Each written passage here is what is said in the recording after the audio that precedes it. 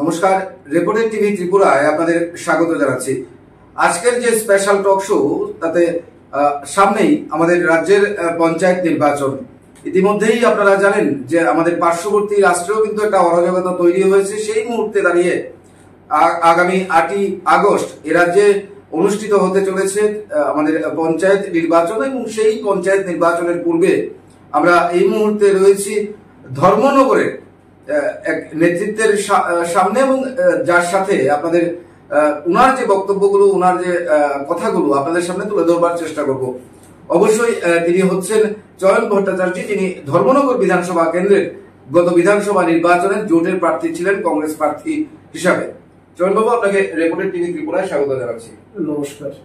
Reporter ত্রিপুরার সমস্ত দর্শকবৃন্দ যারা আছেন, এই মুহূর্তে আমাদের আলোচনা শুনছেন, সেই সমস্ত সুবিধায় ব্যক্তিদেরও অভিনন্দন এবং শ্রদ্ধা নমস্কার অভিনন্দন জানাচ্ছি। প্রথমেই যে বিষয়টা আপনার কাছ থেকে জানতে চাইব যে সামনেই পঞ্চায়েত নির্বাচন, এই তার পূর্বে কি অবস্থানে রয়েছে বা আপনাদের কংগ্রেস দল কেমন প্রার্থী এখানে নমিনেশন প্রদান করতে পেরেছেন, বা সার্বিক পরিস্থিতি কি রয়েছে ধর্মনগর জুড়ে?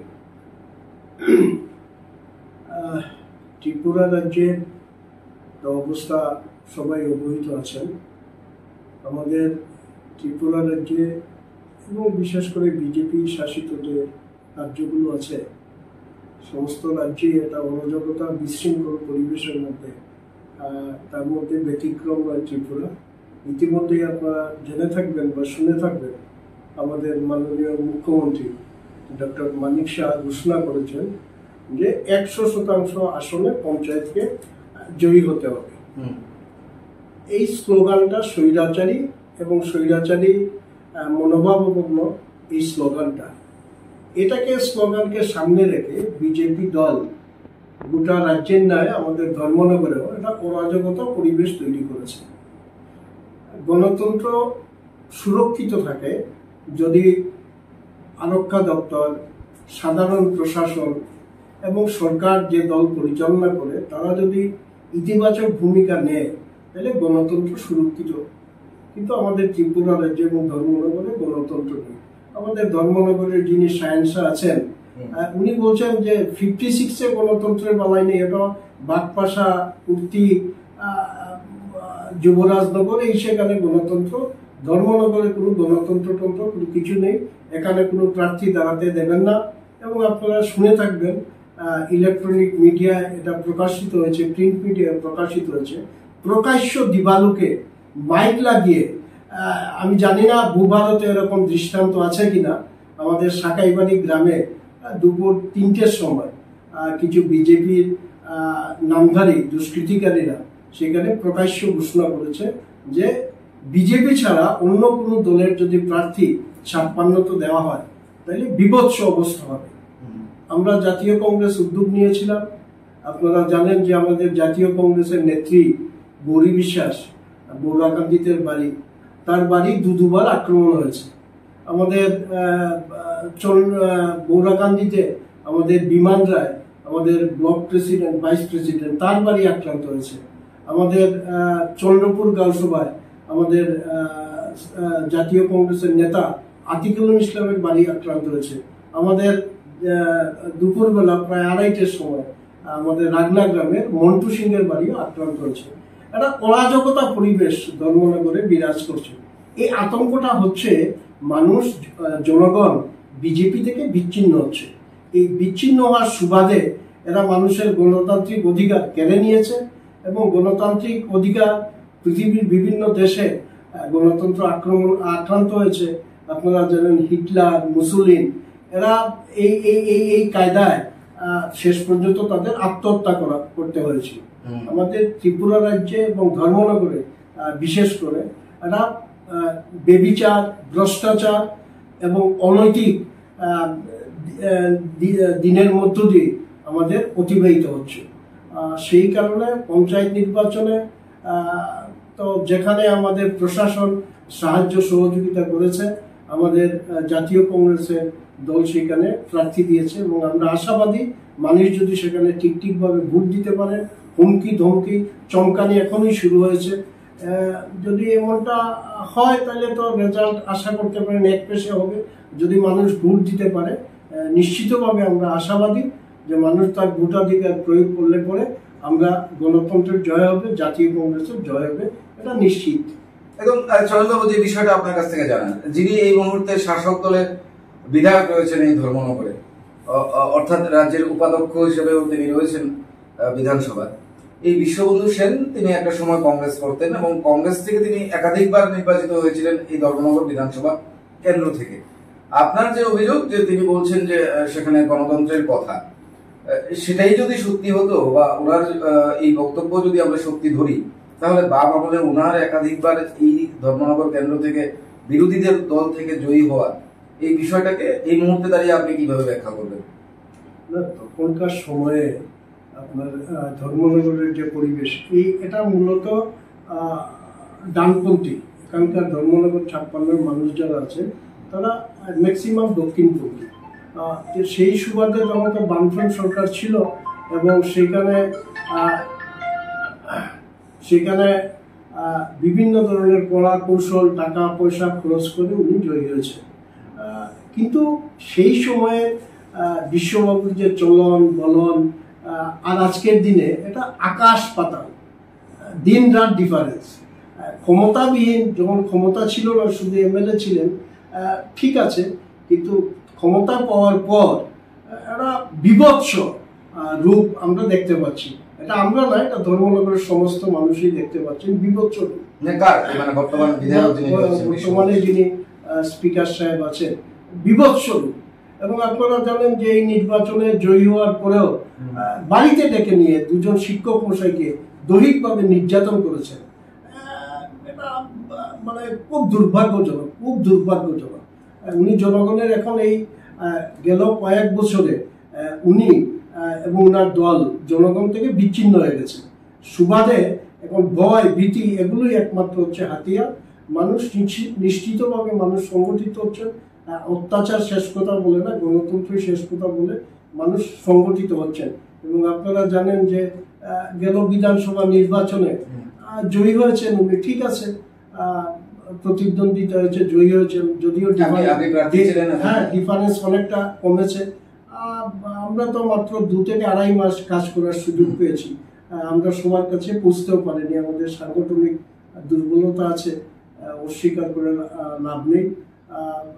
আরো কিছু বিষয়বস্তু আছে, তার জন্য আমাদের এই রেজাল্টটাই হচ্ছে। তবে ধর্মনগরের মানুষ দুহাত ভরে জাতীয় কংগ্রেস এবং আমাকে আশীর্বাদ করেছেন। ধর্মনগরের মানুষের এই ঋণে আমি ঋণী।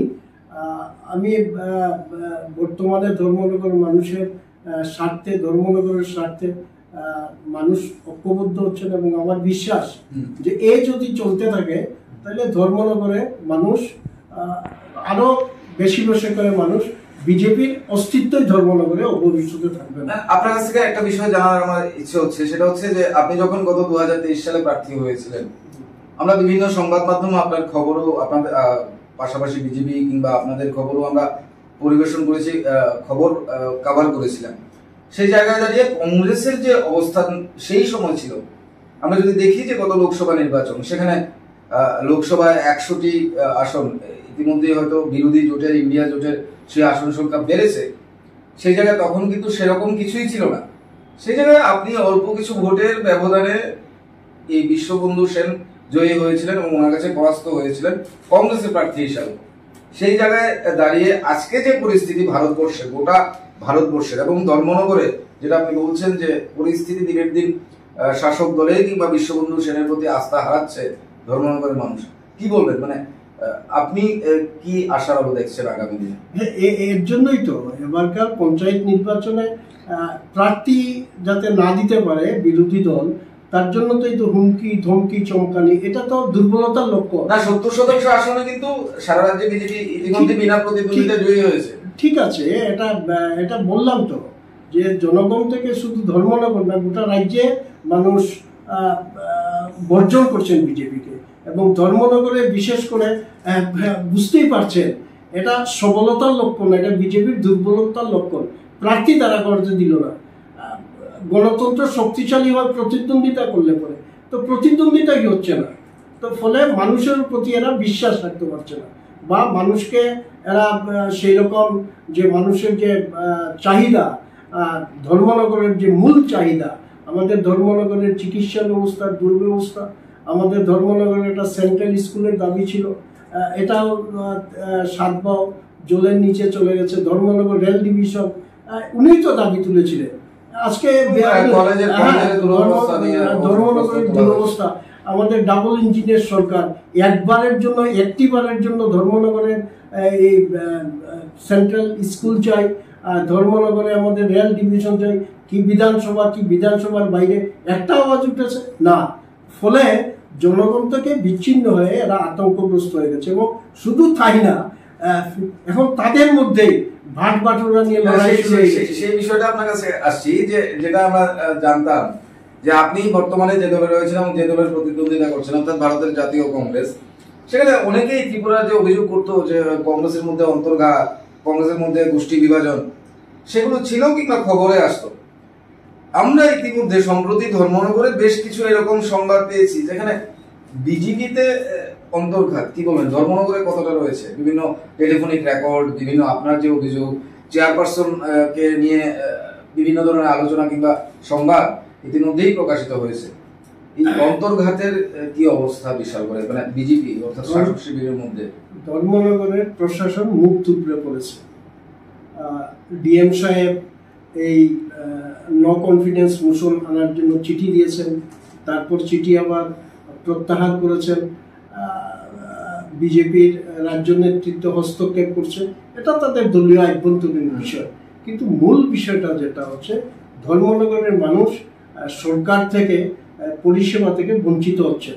এবং বলা যায় আজকে বেশ কিছুদিন যাবৎ নগর পঞ্চায়েতের সমস্ত কাজকর্ম মুখ থুবড়ে পড়েছে। স্কুলের ছাত্ররা ভর্তি হবে, সার্টিফিকেট চেকে পাচ্ছে না। এই ব্যবস্থা হচ্ছে মূলত, এই যে দ্বন্দ্বটা হচ্ছে মূলত ধর্মনগরের জনগণের বা ধর্মনগরের স্বার্থ সংশ্লিষ্ট কোনো বিষয় না। এটা হচ্ছে ভাগ বাটুরা নিয়ে লড়াই, কার কি ক্ষমতা, কার কদ্দূর কি করা যায়, এই বিষয় নিয়ে। এটা অত্যন্ত দুর্ভাগ্যজনক। এবং এটা হয় যখন অরাজকতা চরমে পৌঁছে যায়, নিজেদের মধ্যে বিশৃঙ্খলা এগুলো হয়। এটা তো আপনারা ধর্মনগরের মানুষ সবাই দেখতে পাচ্ছেন, বুঝতে পারছেন। এবং কাকের মাংস খায় না, কিন্তু বিজেপির মাংস খাচ্ছে। এটা তো জ্বলন্ত, এটা মানুষের চোখের সামনে ফুটে হচ্ছে। এটা আমাদের দুর্ভাগ্য, আমাদের ধর্মনগরের এটা অত্যন্ত দুর্ভাগ্য এবং পরিতাপের বিষয়। আমরা যেটা জানি যে খোয়াই, ধর্মনগর কিংবা বিভিন্ন রাজ্যের বিভিন্ন শহর, যেটা আমরা দীর্ঘদিন ধরে জানতাম যে একটা সংস্কৃতির শহর, শান্তির শহর, কোথায় রয়েছে এই অবস্থায়, মানে ধর্মনগর বর্তমানে কি বলবো? আমাদের ধর্মনগর থেকে ইতিপূর্বে মাননীয় কালী ব্যানার্জি, ধর্মনগর থেকে মাননীয় মনোরঞ্জন নাথ মহোদয়, ধর্মনগর থেকে শ্রদ্ধেয় অমরেন্দ্র শর্মা, শ্রদ্ধেয় কালিদাস দত্ত, শ্রদ্ধেয় অমিতাভ দত্ত, এরা বিভিন্ন জন মন্ত্রী ছিলেন, স্পিকার ছিলেন। এরকম অবস্থা ছিল না। আপনি ধর্মনগরের মধ্যে এখন বিভাজন চলছে। বিভাজন যেটা হচ্ছে, একটা বিভাজন আছে, তো মানে বিজেপি মূল থেকে বিভাজনের রাজনীতি করে আসছে, বিভিন্ন সম্প্রদায়ের মধ্যে এই বিষয়। কিন্তু ধর্মনগরের যে রাজনৈতিক পরিবেশ, এটা হচ্ছে সেপারেট। কংগ্রেস যারা আছেন, বিজেপি যারা আছেন, সিপিএম যারা আছেন বা অন্য দল যারা আছেন, না, বিজেপির যারা সাধারণ মানুষ, তারা সিপিএম এর বাড়িতে যাবে না, কংগ্রেসের বাড়িতে যাবে না। এই একটা বিভাজন শুরু হয়েছে, যেটা আমার ধর্মনগরের এই পরিবেশ কোনোদিন ছিল না। এটা ধর্মনগরের সংস্কৃতি বিরোধী, ধর্মনগরের মানুষের মানবতা বিরোধী। এগুলো মাননীয় স্পিকার মহোদয়ের কল্যাণে এগুলো হচ্ছে। এটা অত্যন্ত দুর্ভাগ্যের এবং পরিতাপের বিষয়। আপনাদেরকে বলতে দ্বিধা নেই, এই যে সংস্কৃতিটা, এটাকে যাতে ধ্বংস করা যায়, তার জন্য এবারকার বিধানসভা নির্বাচনের পর আমি পুষ্পস্তবক নিয়ে মাননীয় যিনি নির্বাচিত হয়েছেন, আমার প্রতিদ্বন্দ্বী যারা ছিলেন, আমি প্রতিদ্বন্দ্বী বলবো, তারা আমাদেরকে শত্রু হিসাবে চিহ্নিত হচ্ছে।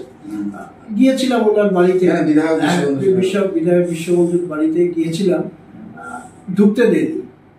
উনি বলছেন উনি ব্যস্ত, ঢুকতে দেননি। আর্তনাদ বাড়িতে, শিক্ষক মশাই নিগৃহীত হচ্ছেন, এলাকার যুবকদের ডেকে এনে বাড়িতে ওই হিন্দি সিনেমার কায়দায় বেদখল পেটাচ্ছেন। এই অবস্থা থেকে আমি একটা গণতন্ত্রের এবং আমি গেটেছিলাম, আমি বিরোধীদের তরফ থেকে ওনাকে মানে শুভেচ্ছা বার্তা যে ধর্মনগরের যে পরিবেশটা, এই পরিবেশটা যাতে বজায় থাকে, ধর্মনগর যাতে সুন্দর পরিবেশ যেটা আছে, ধর্মনগরের ঐতিহ্যবাহী শহর, এখানে শান্তি সম্প্রীতির শহর, এই বার্তা নিয়ে ওনাকে শুভেচ্ছা জানাতে গিয়েছিলাম। কিন্তু দুর্ভাগ্য, আমাকে ঢুকতে দেয়নি, আমি ওনার বাড়িতে প্রবেশ করতে পারিনি। এবং তার পরবর্তী সময় যেটা লোক এসে আমাকে যেটা বললেন, বাড়ির ভেতরে যারা ছিলেন, আমি গেটে যাওয়ায় বাড়ির ভেতরে যারা ছিলেন তারা মুক্তি পেয়েছেন। তারা পরে এসে বলছেন যে মুক্তি পেয়েছি, আপনি পেয়েছেন। এবং উনি থানাকে টেলিফোন করে বলছেন, এই তো বর্তমানে যিনি মাননীয় এসপি আছেন ওনাকে বলছেন আমি নাকি ওনার বাড়ি ঘেরাও করে রেখেছি। ওসি সাহেবকে বলেছেন, আমাদের ডিস্ট্রিক্ট প্রেসিডেন্টকে ওসি টেলিফোন করে বলছে চয়নবাবু এখানে আছেন, সরে আনেন। বলছে না, এটা আমার ফান্ডামেন্টাল রাইট, এটা সম্বর্ধনা দেবো। উনি আমার প্রতিদ্বন্দ্বী, উনি আমার শত্রু না, উনি আমার প্রতিদ্বন্দ্বী, প্রতিপক্ষ, ওনাকে আমি সম্বর্ধনা দিতে গেছি। এতেই বুঝি। এবং সর্বশেষ যেটা পরিণতি আপনি জানেন, রাগনা গ্রাম থেকে ফেরার পথে আমাকে রাস্তা অবরোধ করেছে। তো নমিনেশন প্রায় দেওয়ার 4-5 দিন আগে একটা বাড়ি আক্রান্ত হয়েছিল, এখান থেকে আমি ফিরে আসছিলাম, সেখানে আমার রাস্তা অবরোধ করেছে।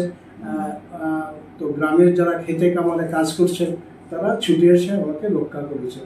এই তো, আমি তো ধর্মনগরের মানুষ, আমি 17,500 ভোট দিয়ে মানুষ আমাকে আশীর্বাদ করেছেন, জয়ী হতে পারিনি, কিন্তু আমি তো 17,500 মানুষ আমাকে আশীর্বাদ করেছে, 17,500 খানিকটা উপরে মানুষ আমাকে আশীর্বাদ করেছে।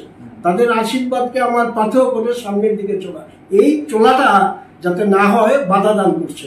এতেই স্পষ্ট আমি যেখানে আক্রান্ত সেখানে আমাদের ধর্মনগরের সাধারণ মানুষ যান না, ধর্মনগরে বাজারে খবর নিন, কতগুলো দোকান বন্ধ, অর্থের বিনিময়ে দোকান খুলতে হচ্ছে। কারোর কাছ থেকে 7 লক্ষ, 8 লক্ষ, 10 লক্ষ এরকম নিয়ে দোকান খোলা আছে। এটা ব্যবসা শুরু হয়েছে, রাজনীতির নামে ধর্মনগরে এটা ব্যবসা শুরু হয়েছে। একদম আপনাকে এই জায়গায় থামিয়ে আমি শেষ প্রশ্ন আপনার কাছ থেকে করব। যে বিষয়টা ইতিমধ্যেই আমরা দেখেছি, আপনি যে বললেন যে আমরা তো একটা বিধানসভা কেন্দ্র অর্থাৎ ধর্মনগর নিয়ে কথা বললাম, রাজ্য রাজনীতি নিয়ে কথা বললাম। আমরা যেখানে দেখতে পাচ্ছি যে আমাদের পার্শ্ববর্তী রাষ্ট্র বাংলাদেশের প্রধানমন্ত্রীকে পলায়ন করতে হয়েছে বাংলাদেশ থেকে। এই যখন ক্ষমতা মানে খুব দ্রুত পরিবর্তন হতে পারে বা হচ্ছে, আমাদের প্রতিবেশী রাষ্ট্রতেও ইতিমধ্যেই এটা চিত্র একটা পরিলক্ষিত হয়েছে, আপনি জানেন। কি বলবেন এই গোটা বিষয়টা? এটা আমি বলবো অত্যন্ত দুর্ভাগ্যের। আমাদের পার্শ্ববর্তী দেশ 71-এ বাংলাদেশ স্বাধীন হয়েছিল, পাকিস্তান থেকে ছুটে স্বাধীন হয়েছিল। প্রায় 51 বছর পরে যে বাংলাদেশ একটা সময় ইসলামিক রাষ্ট্র ছিল, পরবর্তী সময় এটা ধর্মনিরপেক্ষ রাষ্ট্রে রূপান্তরিত হয়। এবং এটা খুব দুর্ভাগ্যের। এখনই সবটা জানা নেই যে ইস্যুটাকে কেন্দ্র করে, কোনটাকে কেন্দ্র করে ছাত্র আন্দোলনে উদ্বুদ্ধ হয়েছিল। পরবর্তী সময় এই আন্দোলন, যেটা মিডিয়ার মাধ্যমে জানলাম, এটা পরবর্তী সময় রাজনৈতিক আন্দোলনের পর্যবেসিত হয়েছে। এবং এটা আমাদের জন্য অত্যন্ত দুর্ভাগ্যের। এই বিষয়টা অত্যন্ত দুর্ভাগ্যের আমাদের জন্য। দেখা যাক পরবর্তী সময় ফিডব্যাক কি আসে। কিন্তু এই অবস্থাটা বা এই যে বিষয়টা যেটা হলো, এটা মেনে নিতে পারছি না। একদম। আমরা এতক্ষণ কথা বললাম ধর্মনগরের গত বিধানসভা নির্বাচনের কেন্দ্রের জোটের প্রার্থী অর্থাৎ কংগ্রেস থেকে যিনি প্রতিদ্বন্দ্বিতা করেছিলেন তিনি হচ্ছেন চয়ন ভট্টাচার্য। এবং আগামী কয়েকদিন পরেই রাজ্যের পঞ্চায়েত নির্বাচন, তার পূর্বেই ওনার কি বক্তব্য ছিল সেটা আমরা দর্শকদের সামনে তুলে ধরবার চেষ্টা করলাম। ধন্যবাদ। চোখ রাখবেন রিপোর্টার টিভি ত্রিপুরা।